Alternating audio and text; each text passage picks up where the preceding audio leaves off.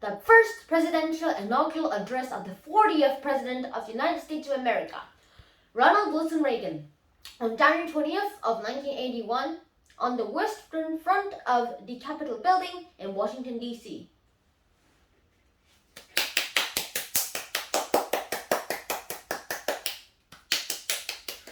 Senator Hatfield, Mr. Chief Justice, Mr. President, Vice President Bush, Vice President Mondale, Senator Baker, Speaker O'Neill, Reverend Morrow, and my fellow citizens. To a few of us here today, there is a solemn and more momentous occasion. And yet, in the history of our nation, it is a competence of occurrence. The orderly transfer of authority, as called for in the Christian, routinely takes place as it had for almost 2 centuries, and few of us stop to think how unique we really are. In the eyes of many in the world, this every 4-year ceremony we accept as normal is nothing less than a miracle. Mr. President, I want our fellow citizens to know how much you did to carry on this tradition.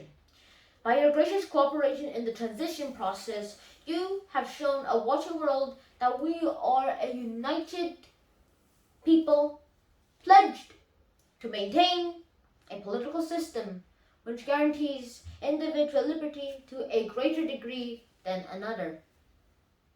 And I thank you and your people for all your help in maintaining the community and continuity with the bulwark of our republic. The business of our nation goes forward.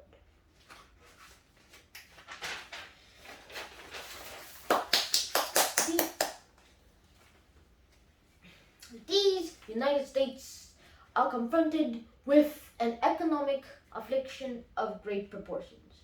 We suffer from the longest and one of the worst subsidized inflations in our national history.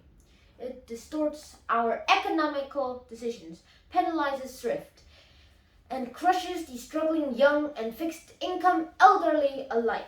It threatens to shatter the lives of millions of our people. Idle industries have cast workers into unemployment, human misery, and personal indignity.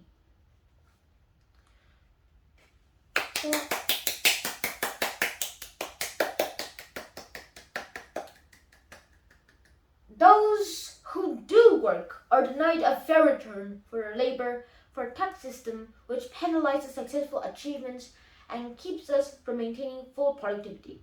But great as our tax burden is, it has not kept pace with public spending. For decades we have piled deficit upon deficit, mortgaging our future and our children's future for the temporary convenience of the present. To continue this long trend is to guarantee tremendous social, cultural, political, and economic upheavals. You and I, as individuals, can be borrowing, live beyond our means, but for only a limited period of time. Why then should we think that, collectively, as a nation, we are not bound by the same limitations? We must act today in order to preserve tomorrow. And let there be no misunderstanding. We're going to begin to act, begin today. The economic ills we suffer have come upon us over several decades. They will not be gone in several days, weeks, or months, but they will go away. They will go away because we, as Americans, have the capacity now, as we have had in the past, to do whatever needs to be done to preserve this last and greatest bastion of freedom. In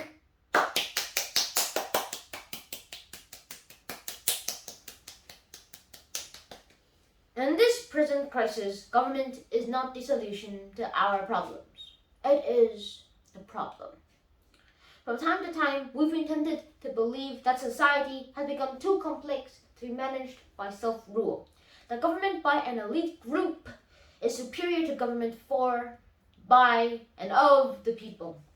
But if no one among us is capable of governing himself, then who among us has the capacity to govern someone else? All of us together, in and out of government, must bear the burden. The solutions we seek must be equitable, with no one group singled out to pay a huge price. We hear much of the special interest groups. Well, our common concerns must be for a special interest group that has been too long neglected and knows no sectional boundaries or ethnic and racial divisions, and it crosses political party lines. It is made up of men and women who raises our food, patrol our streets, man our mines and factories, teaches our children, keeps our homes, and heals us when we're sick. Professionals, industrialists, shopkeepers, clerks, cabbies, and truck drivers. They're in short what we call we the people. This breed called Americans. Yeah.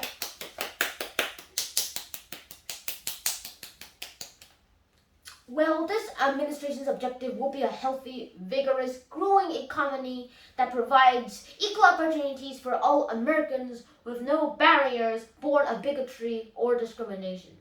Putting America back to work means putting all of America back to work.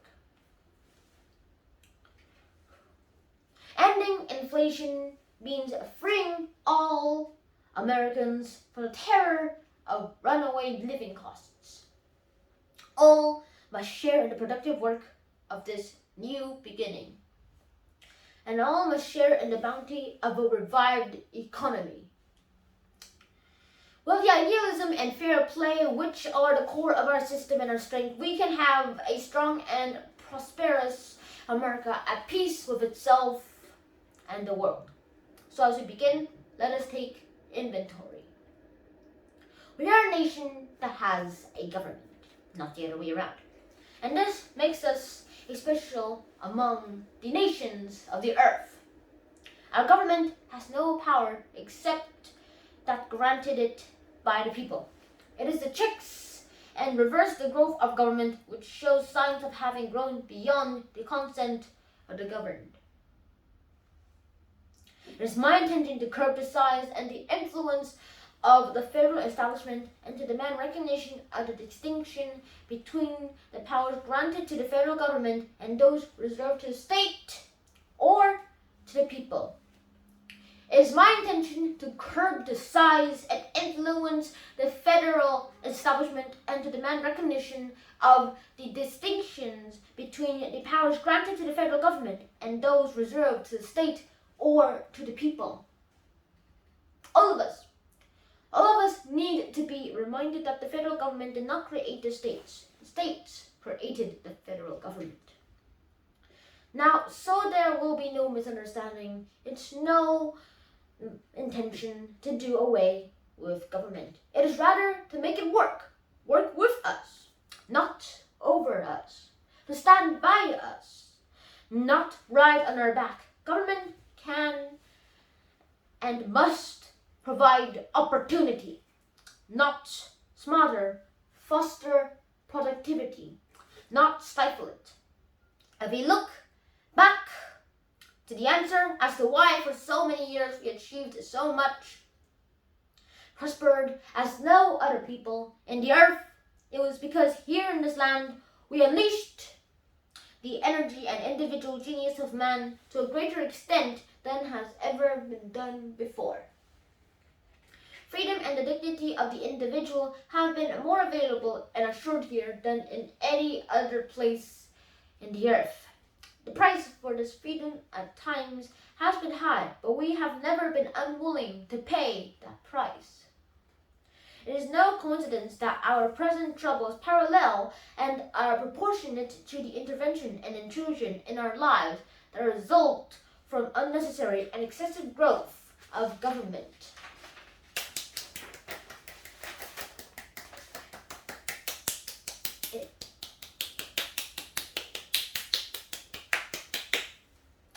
It is time for us to realize that we are too great a nation to limit ourselves to small dreams. We're not, as some of us would have us believe, doomed to an inevitable decline. I do not believe in a fate that will fall on us no matter what we do. I do believe in a fate that will fall on us if we do nothing. So, with all the creative energy at our command, let us begin an era of national renewal. Let us renew our determination, our courage, our strength, and let us renew our faith and our hope. We have every right to dream heroic dreams.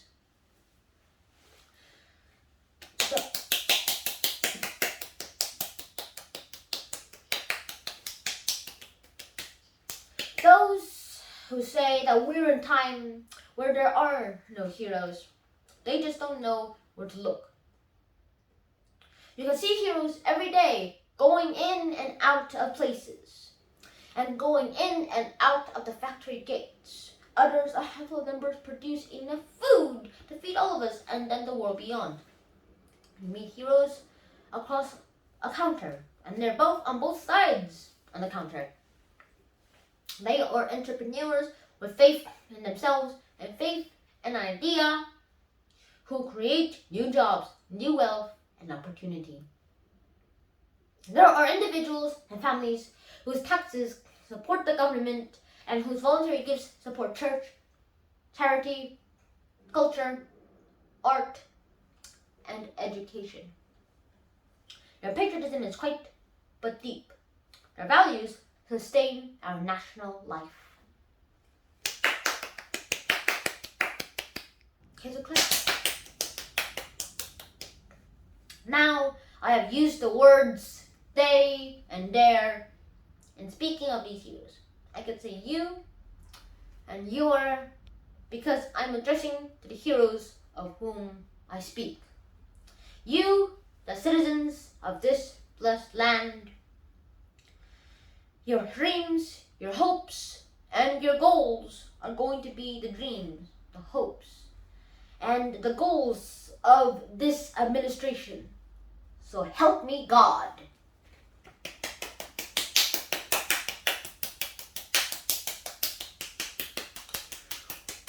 We shall reflect the compassion that is so much a part of your makeup.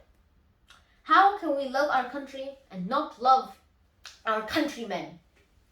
And loving them, reach out a hand when they fall, heal them when they're sick, and provide opportunity to them for self-sufficient so that they will be equal in fact and not just in theory. Can we solve the problem confronting us? Well, the answer is an unequivocal and empathetic yes. To paraphrase Winston Churchill, I did not take the oath I've just taken with the intention of presiding over the dissolution of the world's strongest economy. In the days ahead, I will propose removing the roadblocks that have slowed our economy and reduced productivity. Steps will be taken aimed at restoring the balance between the various levels of government. Progress may be slow, measured in inches and feet, not miles, but we will progress. It is a time to reawaken this industrial giant, to get the government back within its means and to lighten our punitive tax burdens. And these will be our first priorities. And on these principles, there will be no compromise.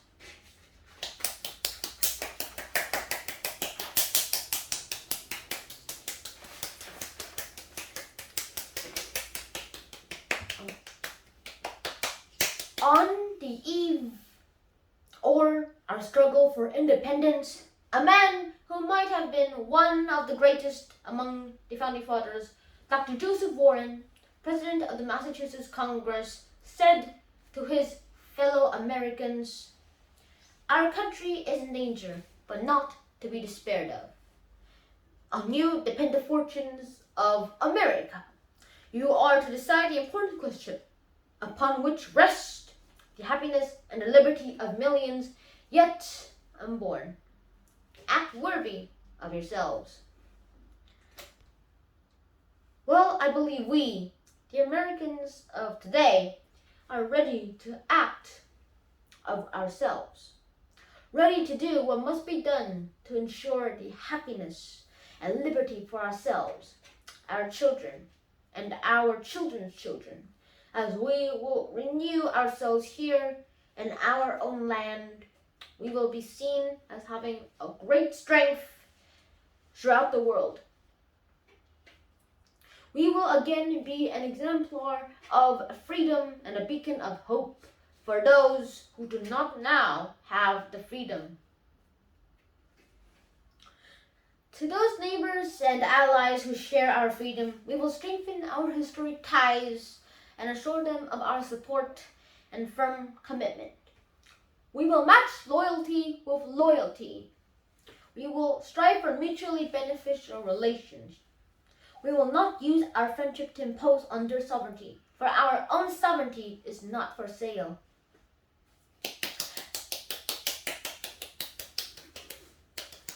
As for the enemies of freedom, those who are potential adversaries, they will be reminded that peace is the highest aspiration of the American people. We will negotiate for it, sacrifice for it. We will not surrender for it, now or ever. Our forbearance should never be misunderstood. Our reluctance for conflict should not be misjudged as a failure of will. When action is required to preserve our national security, we will act. We will maintain sufficient strength to prevail if I need to be, knowing that if we do so, we have the best chance of never having to use that strength.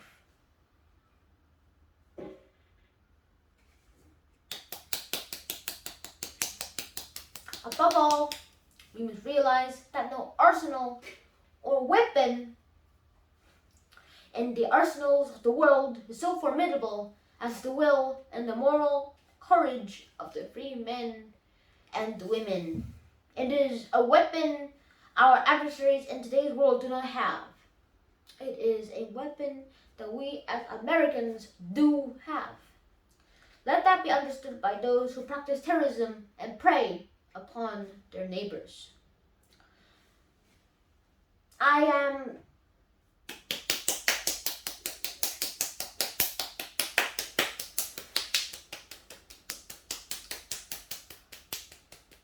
I'm told that tens of thousands of prayer meetings are being held on this day.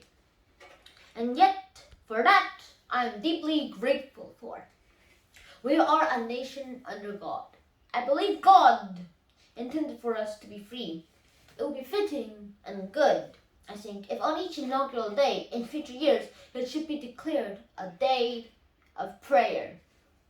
This is the first time in our history that this ceremony has been held, as you've been told, on this west front of the Capitol.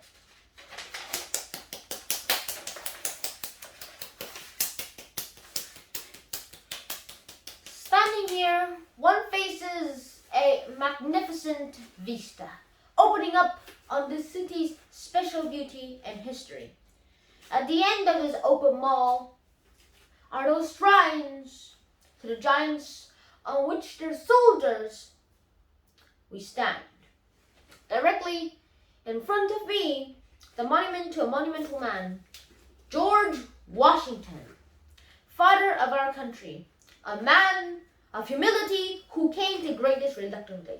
He led America out of the Revolutionary victory into infant neighborhood. Off to one side, the stately memorial of Thomas Jefferson. The Declaration of Independence flames within his eloquence. And then beyond the reflecting pool, the dignified columns of the Lincoln Memorial. Whoever will understand in the heart the meaning of America will find it in the life of Abraham Lincoln.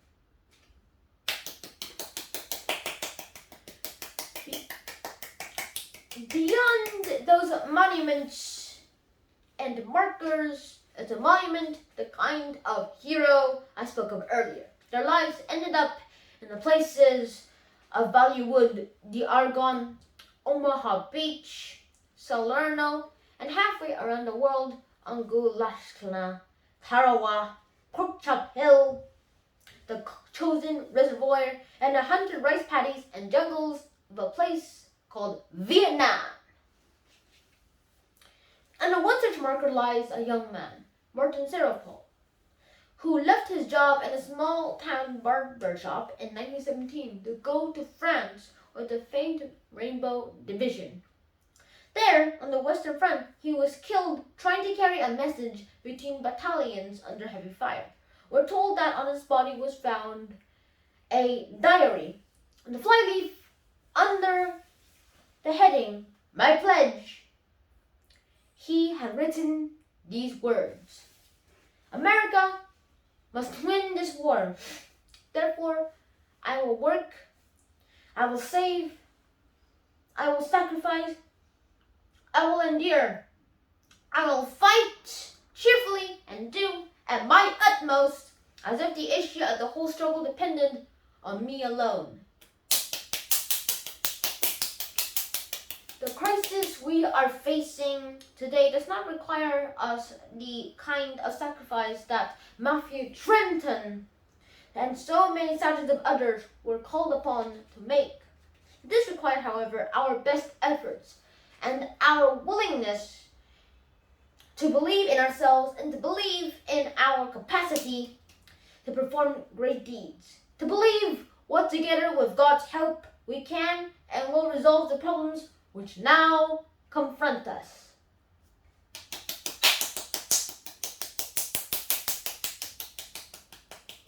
And after all, why shouldn't we believe that? We are Americans. God bless you and thank you. Thank you very much. Thank you very much. Thank you very much.